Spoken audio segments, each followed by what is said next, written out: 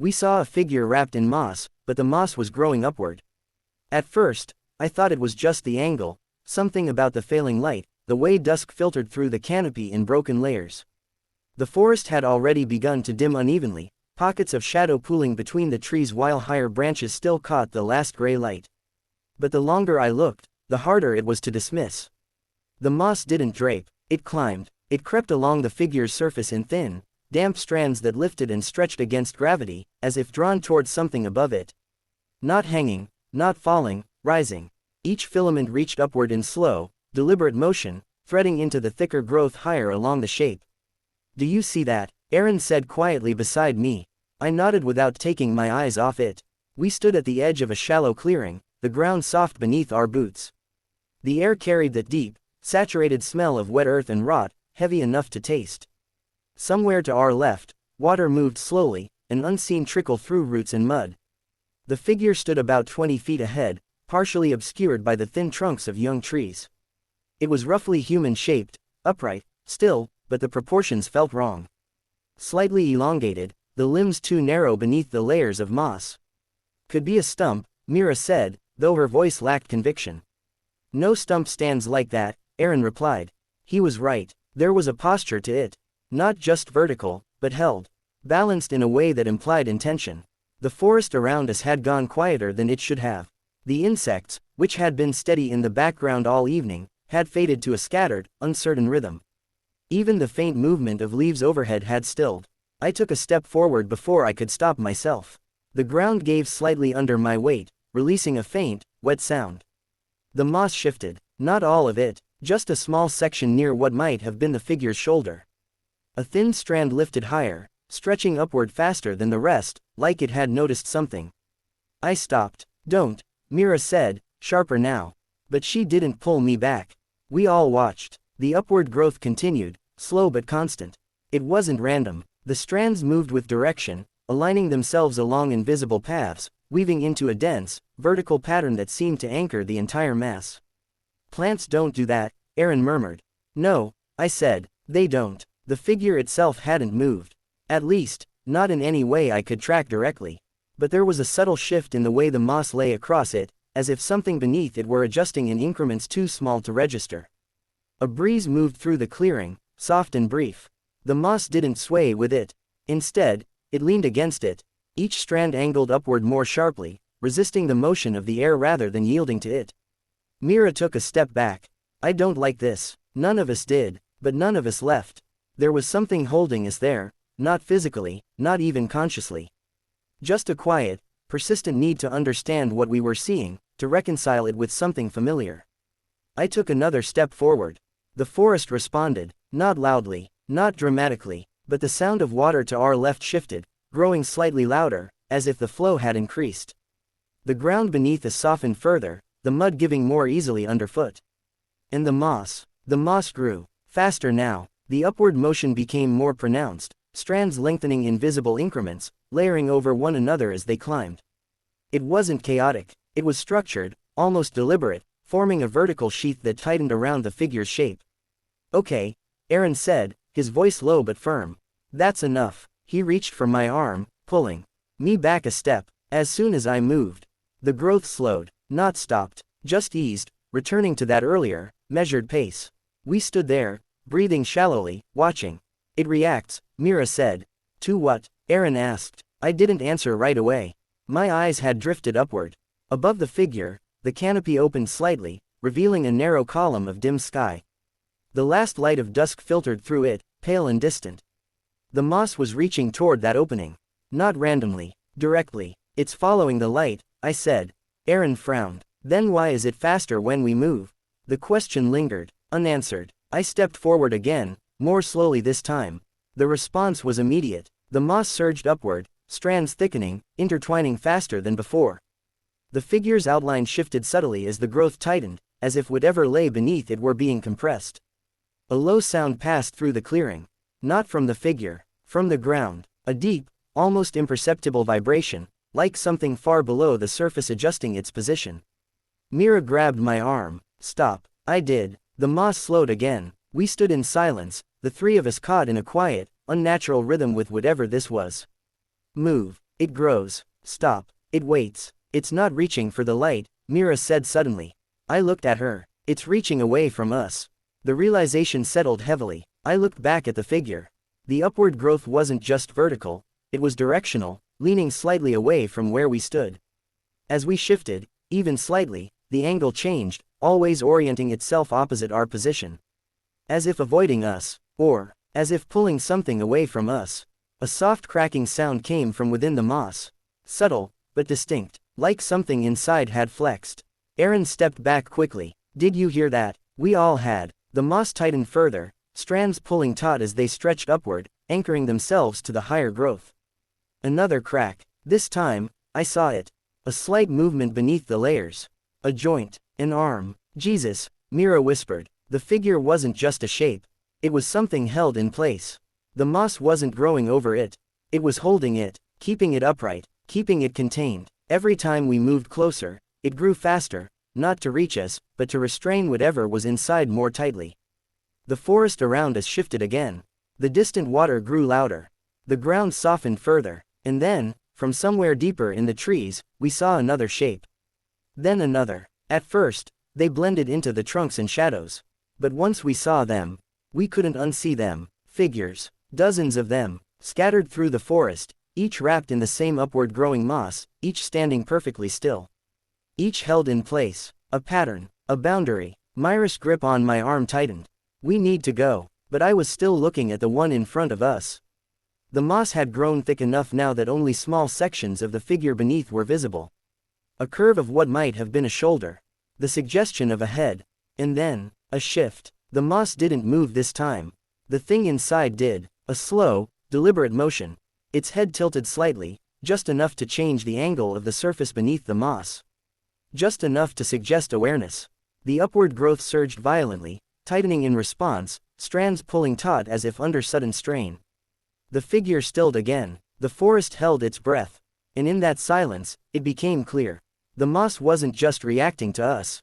It was reacting to it. To whatever was inside. Growing faster when it moved. Strengthening when it tried to shift. Containing. Always containing. Aaron pulled me back harder this time. Now, we stepped away together. As we did, the growth slowed across the entire clearing. Not just on the nearest figure. On all of them, the forest seemed to exhale. We turned and began to leave, our steps careful but urgent, the path back suddenly less certain than it had been before. Behind us, the clearing remained still. The figures stood where they were, held in place by the slow, upward pull of living restraint. And as the last of the light drained from the sky, I realized. We hadn't found something growing. We had found something being kept from coming down. The wind carried a voice telling us to turn around, before it was too late. At first, it threaded so cleanly through the trees that I mistook it for something ordinary. A distant hiker, maybe, or a sound pulled apart and reshaped by the uneven terrain. The forest had a way of bending noise, turning something simple into something unplaceable. But the words were too clear. Turn around. Not loud, not urgent, just present, as if it had always been there and we had only just begun to hear it. Eli stopped walking ahead of me, his boots settling into the damp leaf litter with a soft, final sound. Did you hear that? Mara, behind me, didn't answer right away. The wind moved again, brushing through the higher branches with a dry, uneven whisper. Before it's too late. This time, there was no mistaking it. We stood still, listening. The forest stretched around us in dim layers of gray and shadow. Dusk had already begun its slow collapse into night, the light thinning between the trees until the spaces felt deeper than they should. The path beneath our feet, narrow, half swallowed by roots, led forward into a darker section of the woods. Someone's out here, Eli said, though his voice lacked conviction. Then why don't we hear them? Mara replied quietly. She was right. There were no footsteps, no movement beyond the subtle sway of branches. Even the usual sounds, the insects, the distant calls of birds, felt muted, as if something had pressed a hand over them. The wind came again, cooler this time. Turn around. It slipped past us, brushing against the back of my neck. I felt it more than heard it, a faint shaping of air that carried the words directly, without distortion. I turned instinctively, scanning the path behind us. Nothing. Just the same narrow trail, fading into the dimness, framed by trees that seemed closer together than I remembered. Eli shook his head. It's just the wind, he said. It's doing that thing where it. Wind doesn't form sentences, Mara cut in. No one argued with her. We stood there a moment longer, caught in a quiet hesitation that felt heavier than it should have. Then Eli exhaled, a sharp, deliberate sound. We keep moving, he said. We're almost to the ridge. That's where the trail opens up. He started forward again. After a second, I followed. Mara hesitated, then came after us, her steps quieter now. The forest responded, not immediately, not in any obvious way. But the air shifted. The temperature dropped a degree, maybe two, enough to register against the skin. The wind changed direction, no longer moving cleanly through the trees but circling, eddying in small, inconsistent currents. Before it's too late, the voice again, closer, not behind us this time.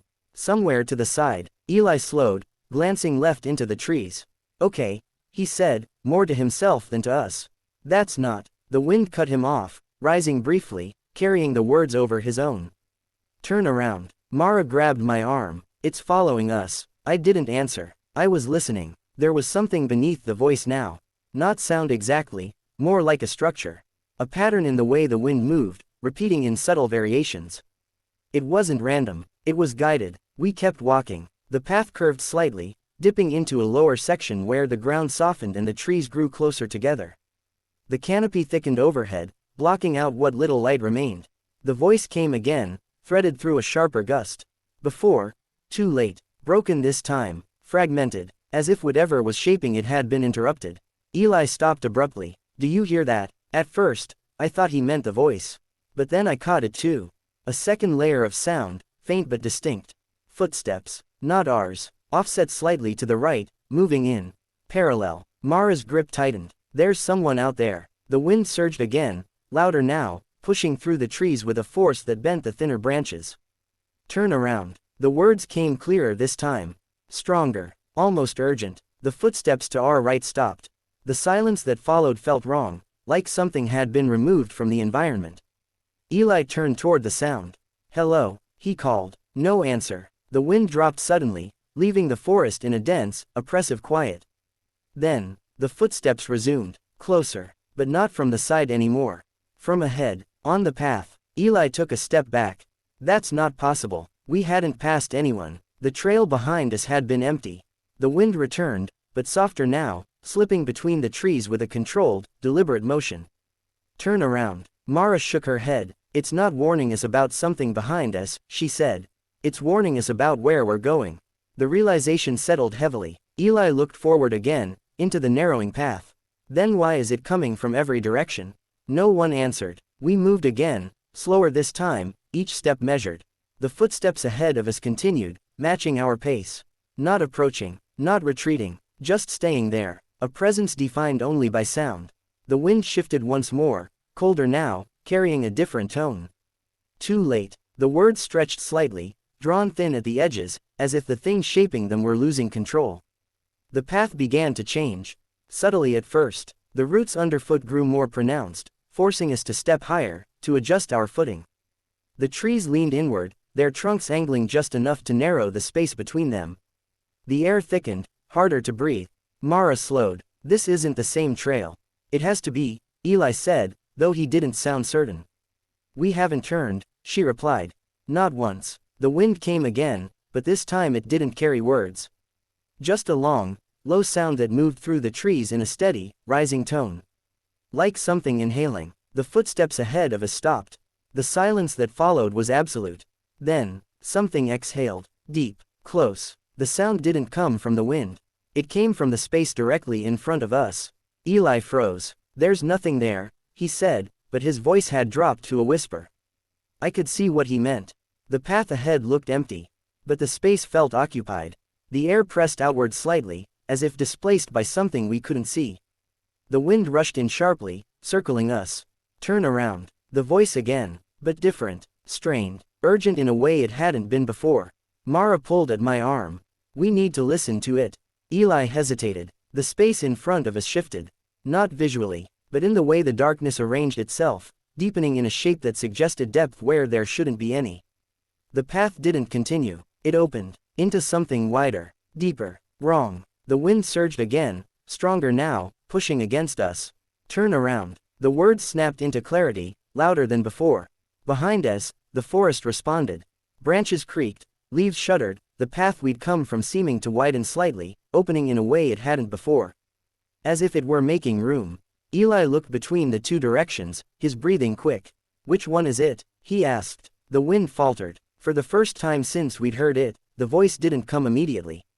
The silence stretched. Then, softly, before it sees you, the words came from directly behind us.